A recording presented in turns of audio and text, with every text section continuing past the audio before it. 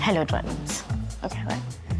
I'm Janani Prabhakaran, and I'm 24 years old, and I saw a common traveler's problem, and I found an innovative way to solve it, and I can't wait to present it to the dragons. Going to the den, I would really be interested to have Stephen Bartlett, because I think he'll get the business, he's tech savvy, and it's a cool sort of marketing angle as well that he could bring to the business. I have prepared thoroughly, pitched quite a few times, and I'm ready to take on the questions as well. But if things don't go to plan, Janani could distract the dragons with her dance moves. I'm not just a founder, but I'm also a trained Indian classical dancer for about 18 years now. So, yeah.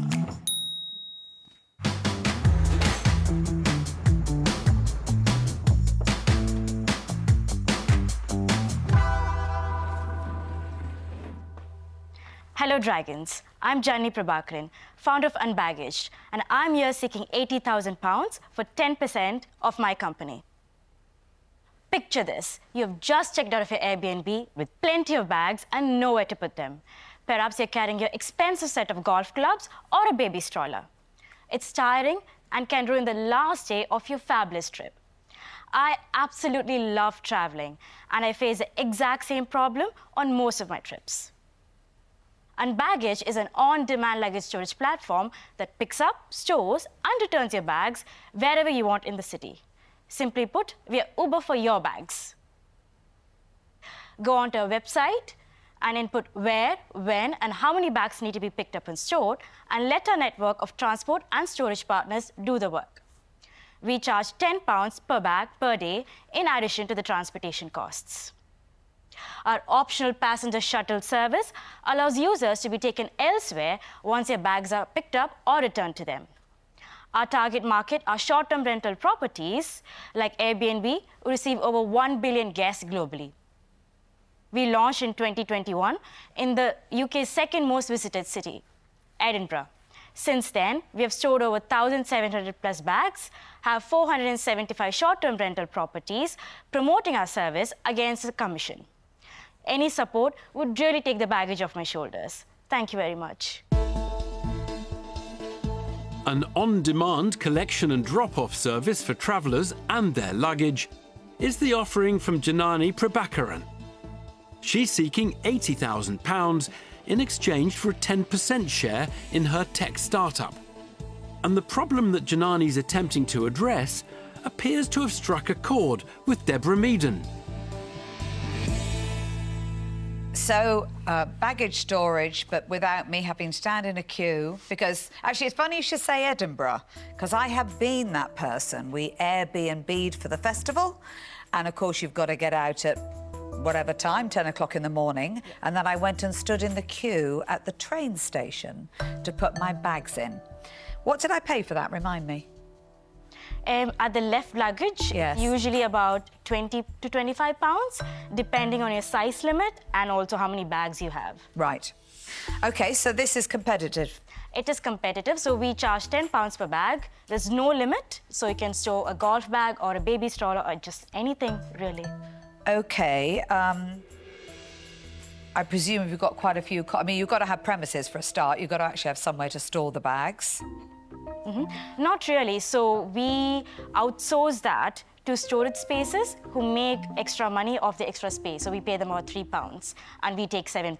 And we OK, so talk me through that business model, the financial model. So I pay £10 for a bag. What are the elements of your part of that and how much do they cost? Yes, so the transfer costs are passed on to the customer, so we don't take any cut on that right now. And we pay the storage partner £3 as a commission per bag, and we take £7. Right. What other elements are there in the business, though? What comes out of that £7 that your gross profit? Out of that, if it is through our affiliates, they get paid about £5 as a commission per booking. Right, so that leaves you with £2. And what's that got to pay for? So the £2, we put 50p aside for insurance as well, so we make about £1.50. OK, and then what else have you got to pay for? So currently, I take about £1,000 as salary, and we don't invest in any marketing at the moment. So 90% of our sales just comes from our affiliates. Well, that's great at the moment, but presumably you're seeking investment because you want this business to grow. And I think what I'm more interested then is in what it's going to look like going forward, because at the moment there just isn't enough money in it for you to promote the business properly, to get enough people to know about you, and to you to pay your salary. There's nowhere near enough. So how does that business model change going forward? So in the next 12 months, we want to scale to at least 3 or 4 cities, and we are aiming for about 200 bookings per city, which will give us about 1,000 bags. And the more cities we are in, the more users we can use us multiple times, and the retention will increase as well. And that's when we start making profit out of the business. Janani, what's your background? So I came to UK to do my undergrad degree in Scotland in entrepreneurship. And before I graduated, I came across Unbaggaged. I loved the idea, and I thought that the market really needs it. And I just immediately jumped on doing it. So when I graduated, I became an entrepreneur immediately. How old are you? I'm 24. Have you got any business partners or anything? No, I don't. It's just me. OK, so you've left university studying a really great degree in a great part of the country, and you've immediately pursued the path of building a tech company. What do your friends and family and all of that think of you? Well, my father's an entrepreneur himself, so he's very supportive of it. And for me personally, it's just, if I don't take a risk at this point, or like just get into it and experience the real world of entrepreneurship, I feel like I'll never get to do it again. Janani, Yeah. congratulations. Thank you. You know, we have so many people who will say, oh, I had this idea for a business, but then don't actually do anything with it. And you're actually doing something with it. And I just want to get my head around, when Deborah was pushing you on the understanding the breakdown of the £10 you get, at one point you said £5 of that went to an affiliate. So is my understanding that, for example, the Airbnb company or whoever, where they would recommend your service, and in return you'd pay them a £5 commission? Yes. So how our affiliate partnership works is that if you run an Airbnb, we sign you up to it, you will receive your personalized voucher code, say, Deborah 10%, something like that. And then when they go to the checkout, they put that code, and we will identify that we got a booking from this particular affiliate, and we pay them £5 at the end of the month. So actually it's costing you more than what you declared to Deborah, because you are having to give the end user 10% discount. Yeah. So out of your £10, you've paid £5 to the affiliate, you've paid £3 for the storage, you've given them 10% off, so there's another £1 gone. Then you've got 50p for insurance. So we're now only making like 50p profit. That's right. So the thing that concerns me is you're working on such tiny, tiny margins that literally every penny of that £10 you're getting from the customer is really important. Okay. And I worry that you're not going to be able to get the numbers tied up in this business. Okay. Janani, I've got a daughter of 24, and I know she's at the crossroads. What does she want to do? And I can help her, but I'm allowing her to find her own level, because we all have to have beginnings. But your beginning actually is far more advanced than an average 24-year-old. You were grilled quite a lot by my fellow dragons about profitability, but that's easy to change, because you could quite easily say, look, this is a service, that's a pickup service, a delivery service, it's £30 a bag or 2 for 50. If you pitch it at the right level, this can be profitable. I do agree, but right now we are going with these prices because we want to price match with the competition and actually want users to use us. So that's the primary goal here for now. Look, the fact that you've thought about this and you've thought about the problem, that's your biggest tick.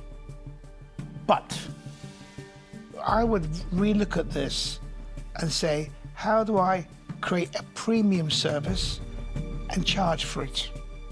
Don't be afraid to tweak the model. But I mean, today, it's not investable for me. And I'm out. So, for me, the kind of secret sauce of successful businesses that we see here in the Den is when someone can show you there is this problem and I've got that solution. You've ticked that. Fantastic. The problem is that solution to that problem isn't a profitable business model. It might be that you need to triple the prices, to Touker's point. I know you don't want to, you want to be competitive. You don't have to be competitive if you're offering a premium service. When you're bringing a product to market, you either have to be better than the competition or cheaper than the competition. You're trying to do both. Don't need to do both. So I can't invest and I'm out, but I want to wish you all the best. Thanks for the advice, Sara. I'm gonna tell you where I am. And I kind of wish you hadn't asked for 80,000 for 10%, because that is a little bit racy, to say the least. And I'll tell you why it's racy. It's valuing a business £800,000. And it's a business that hasn't worked its model out yet. And then on top of that, you're going to need more time than I think I personally can give you. So I'm afraid it's that combination. For me, it makes it uninvestable. So sadly, I won't be investing. I'm out. So I'm sitting here not just thinking of the business, I'm thinking of the entrepreneur that's before me. And I think you are a superb, successful entrepreneur in waiting. However, this is not a business that's investable right at this moment. So for that reason, I'm out. But I wish you the very best. Janani, I get it. You're in the figure it out phase. I remember at 19 years old launching a business that was taking a sort of a similar path forward city by city and trying to expand within those cities, trying to establish product market fit and then scale. And it was only in hindsight that my desire to go from Manchester and then to expand to 7 other cities was actually because Manchester wasn't really working properly. I wish I'd just cracked that first city first. And I think that's what you should actually be doing. You remind me of myself in many ways, but I want to say, I really believe in you. And I wrote down in my diary that I actually think you're going to be sat in this seat one day, whether it's this business or something else. I really believe in you. But I don't think we've quite figured it out just yet. So, I won't be an investor in this business at this stage, so I'm going to say that I'm out. Thank you so much. Thank you. Well done, Janani. I'll see you in my seat one day. Bye, guys. See you later. Janani may have failed to bag herself a dragon, but she leaves the Den having picked up some new admirers. She was great, wasn't she? Yeah. A dragon in waiting. But she hasn't worked it out yet. No. I didn't get an offer.